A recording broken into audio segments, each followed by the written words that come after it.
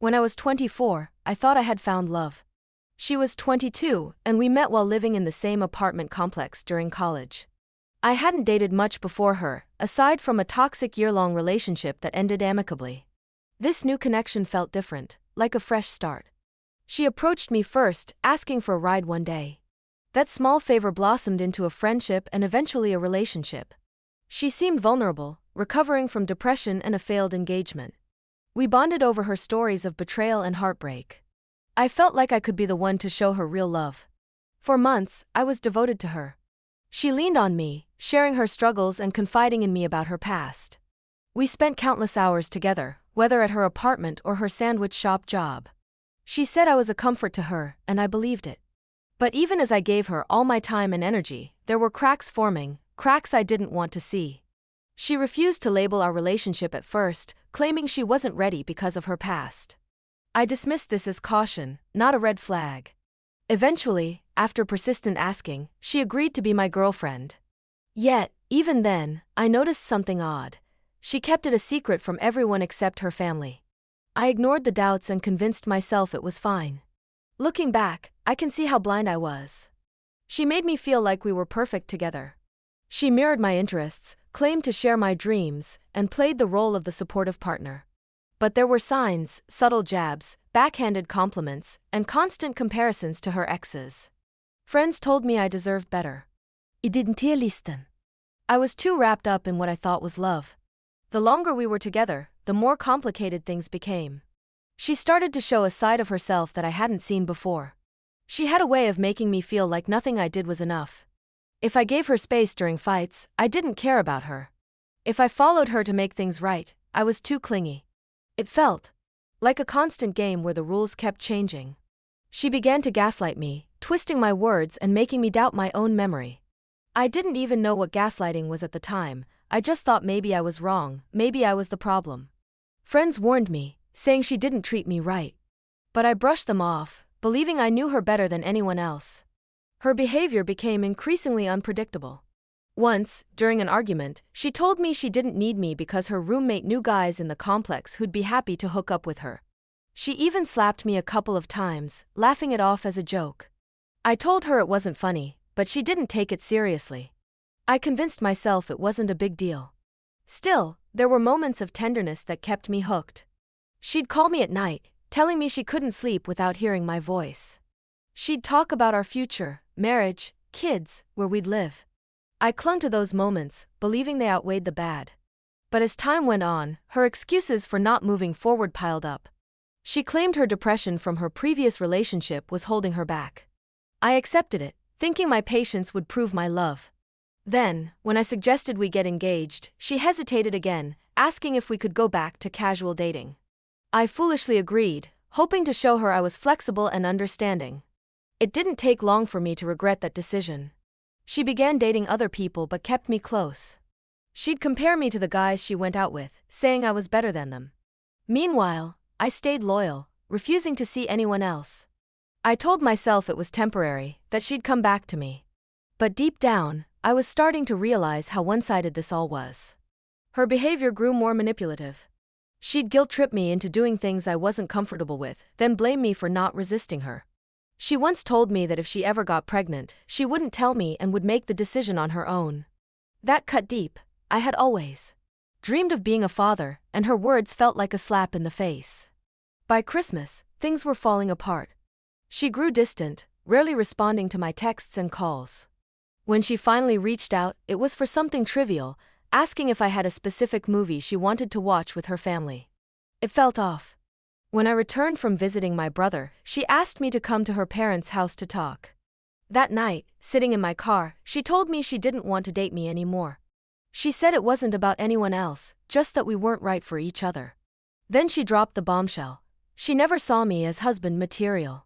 She claimed she had known from the start that we wouldn't work out. To make it worse, she said she didn't want kids who might look like me because I was Latino, and she was white. Her words hit me like a ton of bricks. All the plans we'd made, all the times she'd talked about our future, they were all lies. I felt humiliated and betrayed. But even as she tore me down, I told her I agreed we were done. I needed to escape from the weight of it all. We decided on no contact, and she blocked me on Facebook. I tried to move on, throwing myself into work and school. The nights were the hardest, lonely, tear-filled nights where I felt like I'd lost a part of myself. But I pushed through, leaning on friends and trying to rebuild my life. Then, about a month later, she called me. At first, I thought it was an emergency, but it turned out to be a butt dial. Or so she said. I could hear bits of a conversation, her voice and a man's voice, but nothing clear. Curious and frustrated, I reached out to mutual friends and found out she was already seeing someone new. When I confronted her, she admitted it but framed it as casual. She wanted to be friends, but something about the conversation felt wrong. I decided to cut ties completely.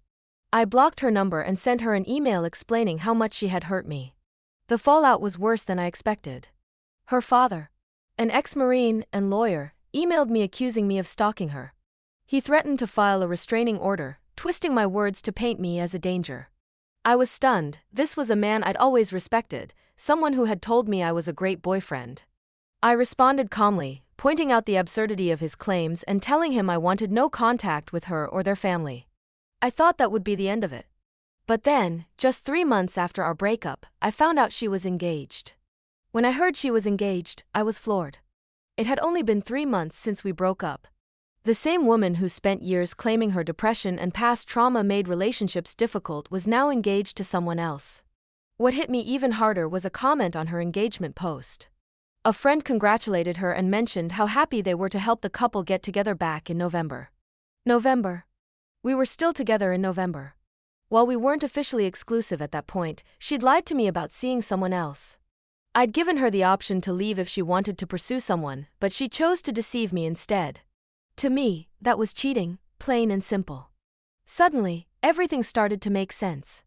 Her distance during Christmas, the unanswered texts, and that phone call about the movie, it was all because of him. I felt a mixture of anger and humiliation, but mostly sadness. She had moved on, and I was still picking up the pieces of myself. Over the next few months, I started to hear more about her from mutual friends and acquaintances. People who didn't even know we had dated shared stories about her manipulative behavior. It was a strange kind of validation to realize I wasn't the only one she had mistreated. They described her as selfish and calculating, someone who would use people until she no longer needed them. I realized I had fallen in love with the person she pretended to be, not who she truly was. She had mirrored my interests, my dreams, and my values to make me feel like we were soulmates. But it was all an act. She had never truly loved me, she only loved the way I cared for her. This realization hurt, but it also set me free. I started to focus on my own healing, working on my mental health and reconnecting with friends. I threw myself into school and finished my degree. Slowly, I rebuilt my confidence. Months passed, and I hadn't seen or spoken to her. Then one day, a friend mentioned she had moved back to my city with her new husband. So much for me being a stalker, I thought. Apparently, she hadn't changed much. Mutual friends reported that she was just as manipulative and two-faced as ever, and one even embarrassed her with a comment about her past behavior. Life moved on, and I felt like I had finally closed that chapter. Until the wedding. I had been invited to a friend's wedding and decided to attend the reception after missing the ceremony. I was in good spirits, joking with friends and preparing a funny toast for the groom. Then, as I was wrapping up my speech, I saw her. She walked into the room with her husband right behind her. Our eyes met for a brief moment, and her face immediately changed. She turned around, pushing her husband back into the hallway and out of sight. The suddenness of it caught me off guard. I excused myself and stepped outside to gather my thoughts. I wasn't angry or sad, just surprised. I hadn't expected to see her, and her reaction left me with mixed feelings. After a few minutes, I returned to the reception. She and her husband eventually re-entered the room, but she kept her distance. When our paths crossed near a door, she immediately turned and bolted to the other side of the room, dragging her husband with her. Her avoidance was almost comical. I had no intention of speaking to her, yet she acted like I was a ghost haunting her. For the rest of the night, we exchanged a few glances, but that was it. In that moment, something shifted in me. I realized I no longer felt broken or incomplete. Her reaction, her shame, showed me that I had won the breakup. She couldn't even look me in the eye, while I felt no such discomfort. For the first time since the relationship ended, I felt truly whole. I was free from the weight of her manipulation and the self-doubt she had planted in me. I wasn't the one hiding in shame. I wasn't the liar, the cheater, or the one who had to live with regret. Seeing her at the wedding marked a turning point for me. It wasn't just that she avoided me, it was the look on her face, the way she shrank away. That moment confirmed what I'd been feeling for months. She was the one carrying the weight of guilt, not me. I had nothing to hide, no lies to explain. From then on, I truly moved on. I let go of the lingering sadness, the anger, and the bitterness. I realized that she never deserved the love I gave her. I had been loyal, caring, and patient, but she had taken all of that and thrown it away. Her choices, her lies, they weren't a reflection of my worth but of her character. Years have passed since then. I'm still single, but I'm happier than I've ever been.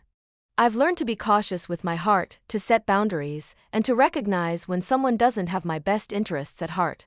I know now that love should never feel like a battle to prove your worth. And to her, if she ever reads this, I have nothing to say except, I'm glad you're out of my life. You taught me what I'll never settle for again. You might think you've moved on, but I know the truth. You're stuck with the choices you made, while I'm free to build a life I'm proud of. Life isn't about winning or losing in relationships, but if it were, I won. Not because I'm doing better than her, but because I've learned to respect myself. If you've been through something similar, remember this: you don't owe your happiness to anyone who mistreats you. Love should lift you up, not tear you down. Know your worth and walk away from people who can't see it. If this story resonated with you, hit subscribe and check out more of my content for stories and advice on relationships, self-growth, and moving forward. You're not alone.